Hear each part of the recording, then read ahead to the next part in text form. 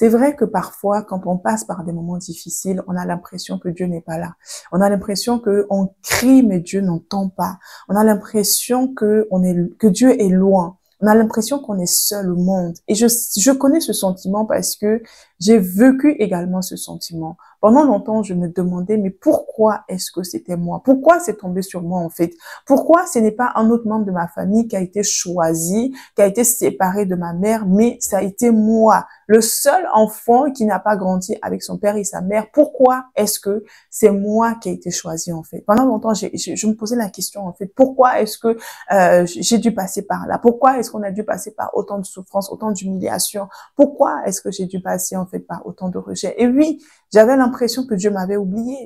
Bonjour à tous et bienvenue sur Donner Espoir TV. On se retrouve aujourd'hui pour une vidéo et dans cette vidéo, on va parler de pourquoi est-ce que Dieu ne gaspille aucune de nos souffrances. Pourquoi est-ce que aucune de tes souffrances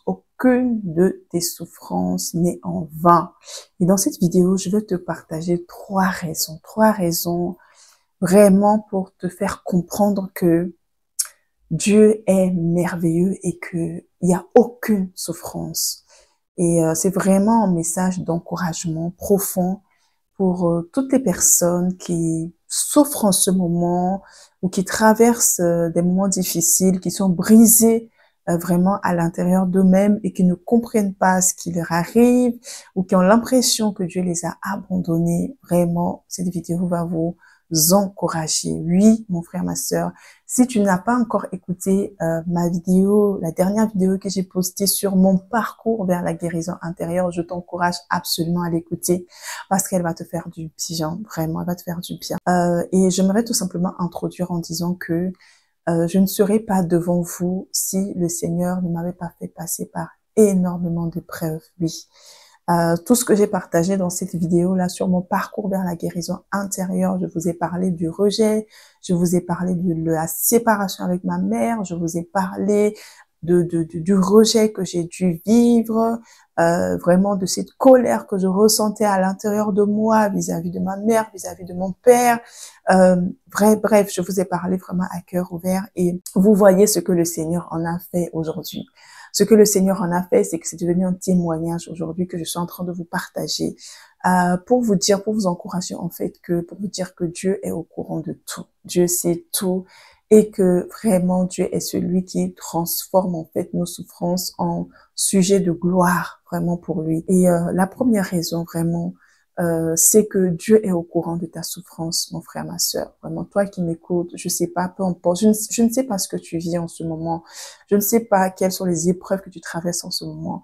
Mais véritablement, je veux te dire aujourd'hui que Dieu est au courant de ta souffrance. C'est vrai que parfois, quand on passe par des moments difficiles, on a l'impression que Dieu n'est pas là. On a l'impression que on crie, mais Dieu n'entend pas. On a l'impression que Dieu est loin. On a l'impression qu'on est seul au monde. Et je connais ce sentiment parce que j'ai vécu également ce sentiment. Pendant longtemps, je me demandais, mais pourquoi est-ce que c'était moi? Pourquoi c'est tombé sur moi, en fait? Pourquoi ce n'est pas un autre membre de ma famille qui a été choisi, qui a été séparé de ma mère, mais ça a été moi, le seul enfant qui n'a pas grandi avec son père et sa mère? Pourquoi est-ce que c'est moi qui ai été choisi, en fait? Pendant longtemps, je me posais la question, en fait, pourquoi est-ce que j'ai dû passer par là? Pourquoi est-ce qu'on a dû passer par autant de souffrances, autant d'humiliations? Pourquoi est-ce que j'ai dû passer, en fait, par autant de rejet? Et oui, j'avais l'impression que Dieu m'avait oublié. J'avais l'impression que voilà, que je priais, mais c'est un peu comme si le ciel ne m'entendait pas, en fait. C'est vrai, c'est vraiment ce que je pensais. C'est ce que je pensais, en fait. Mais regardez ce que le Seigneur nous dit dans sa parole. Dans le psaume 34 au verset 18, le Seigneur nous dit: l'Éternel est près de ceux qui ont le cœur brisé et il sauve ceux qui ont le cœur abattu. Oui. Vous savez, quand j'ai rencontré le Seigneur a commencé à m'expliquer en fait que même quand j'étais loin de mon père et de ma mère, il était avec moi. Il a toujours été là en fait. Aujourd'hui, avec le recul, oui, je me rends compte qu'il a toujours été là. Et qu'en fait, il a toujours veillé sur moi, même quand moi je ne le connaissais pas. Même quand moi, je n'étais pas éveillée, en fait, à son amour, à sa présence, Dieu était là. Il était là, il a toujours été là, en fait. Et le Seigneur m'a fait ramener, en fait, en arrière des situations où j'aurais pu mourir, où le Seigneur a permis, où le Seigneur m'a gardé, en fait. Le Seigneur m'a protégé, en fait. C'est vrai que c'était dur, mais il a toujours été là. Donc, vraiment, c'est pour t'encourager, pour dire que Dieu est au courant de ta souffrance, d'accord? Et même si en ce moment, tu as l'impression que Dieu n'entend pas ou Dieu ne voit pas, sache que Dieu entend. Dieu entend, Dieu te voit, Dieu connaît et Dieu est là. Il est près de toi, il te soutient, il te fortifie, d'accord? Alors, la deuxième raison, c'est que ce que tu dois comprendre, que ta souffrance n'est pas vaine, c'est dans le sens où Dieu utilise en fait cette souffrance, Dieu utilise en fait ces épreuves en fait pour te transformer. Oui, parce que pour que tu sois la femme et l'homme que Dieu veut que tu sois, d'accord? Que tu sois cet instrument que Dieu va utiliser, il faut que Dieu te transforme. Il faut que Dieu travaille en fait ton caractère. Vous savez, je vais toujours ramener à moi en disant que, par exemple, aujourd'hui, je vis à l'étranger. Je vis à l'étranger, loin de ma famille, et ce n'est pas toujours facile. Mais vous savez, j'aurais pas pu avoir cette capacité de quitter mon pays et de partir si Dieu ne m'avait pas détaché, si Dieu n'avait pas permis, en fait, que je sois détachée de mes parents dès le bas âge. Parce que je me rends compte, en fait, que toutes ces épreuves, c'est-à-dire le fait d'avoir grandi ailleurs, loin de ma terre natale, en fait, a forgé en fait un caractère en moi. Ça a forgé cette capacité-là de partir, d'aller et de pouvoir m'adapter en fait à n'importe quel environnement. Aujourd'hui, peu importe l'environnement dans lequel tu me mets, par la grâce de Dieu, je sais m'adapter.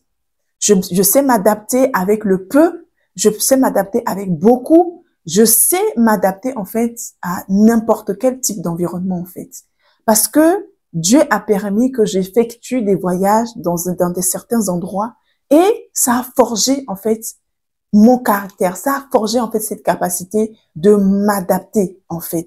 Ça a forgé le caractère du courage, de l'audace, de la persévérance en fait à l'intérieur de moi et aussi de la dépendance en fait à Dieu. Vous savez, c'est très très très très important parce que Dieu veut qu'on compte sur lui. Dieu veut qu'on dépende de lui en fait.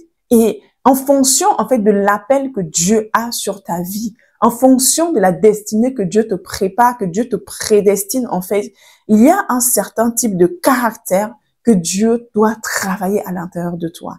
Et Dieu n'est pas l'auteur de nos souffrances, mais il les permet pour pouvoir travailler ton caractère. Peut-être il va travailler ta patience, il va travailler ton humilité, il va travailler ta dépendance à lui, il va travailler que tu apprennes en fait à lui rendre grâce au milieu en fait de la souffrance en fait.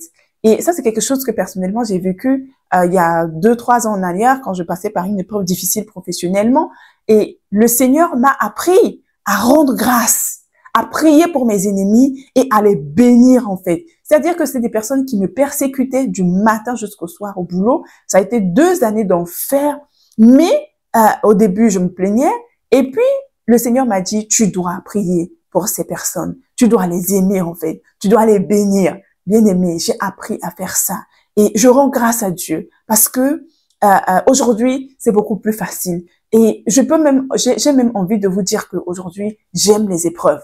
J'aime les défis. Quand les difficultés arrivent, je sais que c'est parce qu'il y a une gloire qui va arriver. Parce que tout défi, toute difficulté précède en réalité une gloire.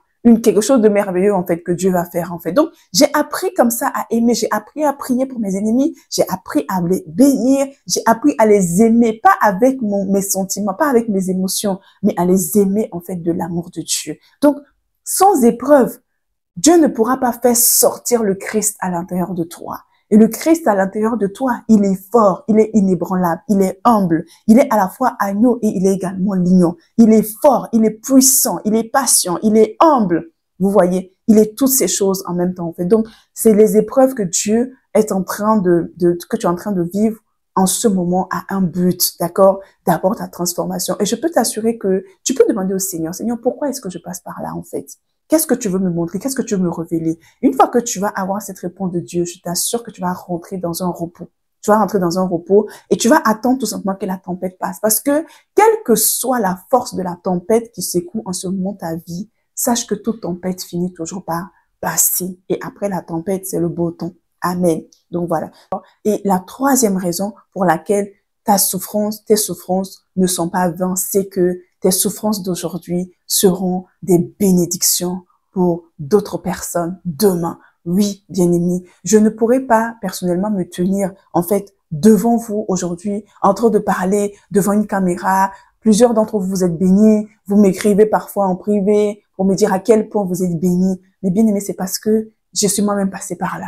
Le cœur de compassion que j'ai pour les personnes qui sont rejetées, le cœur de compassion que j'ai parce que je veux que les personnes découvrent l'amour de Dieu, c'est parce que moi, je n'ai pas eu l'amour, cet amour-là dans mon enfance en fait. C'est parce que je me sentais rejetée et brisée à l'intérieur de Dieu. C'est parce que j'ai expérimenté l'amour de Dieu. Mais j'ai expérimenté l'amour de Dieu pourquoi? Parce que j'ai expérimenté l'amour du monde qui n'était pas l'amour véritable. Et je m'attelle aujourd'hui, en fait, parce que je veux que les gens connaissent cet amour. Je veux que les gens expérimentent également ce Dieu rempli d'amour, en fait. Mais pourquoi? Parce que je suis passée par des épreuves.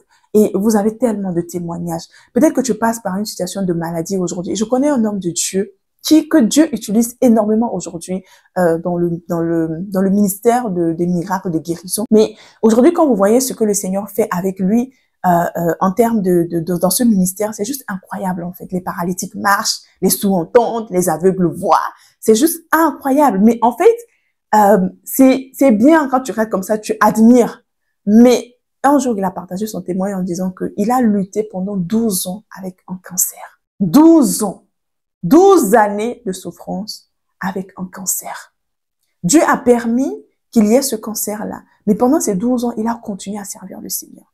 Et quand Dieu l'a guéri de ce cancer-là, après 12 années de souffrance, en fait, cet homme-là, cet homme de Dieu aujourd'hui, il est rempli d'une telle compassion, en fait, pour les gens qui sont malades. C'est juste extraordinaire.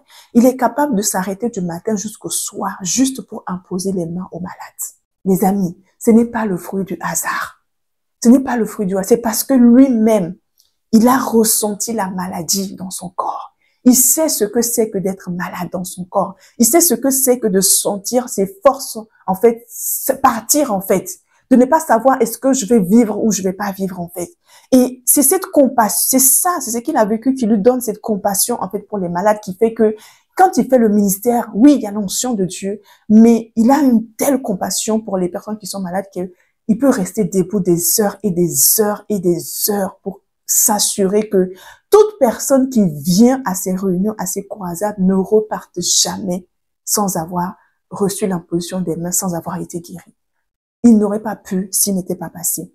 Je peux encore prendre le cas, par exemple, de Joyce Meyer que vous connaissez, qui est cet évangéliste vraiment que le Seigneur utilise aux États-Unis, qui a été violé par son père pendant des années, sous le regard et la complicité de sa mère, mais que Dieu a utilisé puissamment pour sauver beaucoup de personnes, pour ramener beaucoup d'âmes à lui. Elle n'aurait pas pu si elle-même, elle n'était pas passée par ces situations-là. Est-ce que ce qu'elle a suivi était la volonté de Dieu? Non, mais Dieu a permis et surtout Dieu s'est servi de ce que le diable voulait utiliser pour la détruire. Dieu a transformé cela. Dieu a recyclé en fait cette douleur-là et non seulement Dieu l'a guérie, mais en plus de ça, elle est une source de bénédiction pour des millions de personnes à travers le monde, vraiment. Donc, c'est vraiment pour dire que vraiment, le Seigneur ne gaspille vraiment aucune, en fait, de nos souffrances, en fait. Et j'aimerais tout simplement, en fait, te lire, en fait, ce verset dans 2 Corinthiens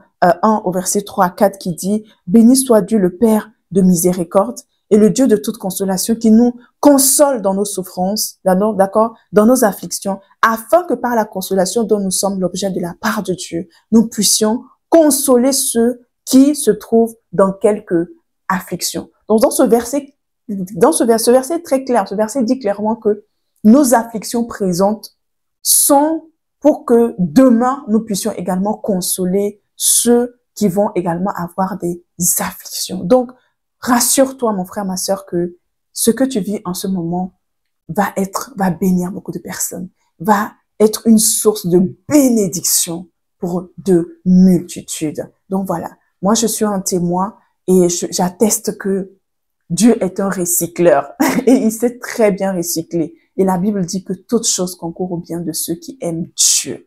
Nos souffrances concourent à notre bien et surtout elles servent à la gloire de Dieu. Amen. Donc vraiment, sois encouragé, sois fortifié et vraiment accroche-toi au Seigneur, attends-toi au Seigneur vraiment. Et si jamais tu écoutes cette vidéo pour la première fois, que tu n'es pas encore abonné à cette chaîne, je t'encourage vraiment à le faire, d'accord? Et surtout active la cloche.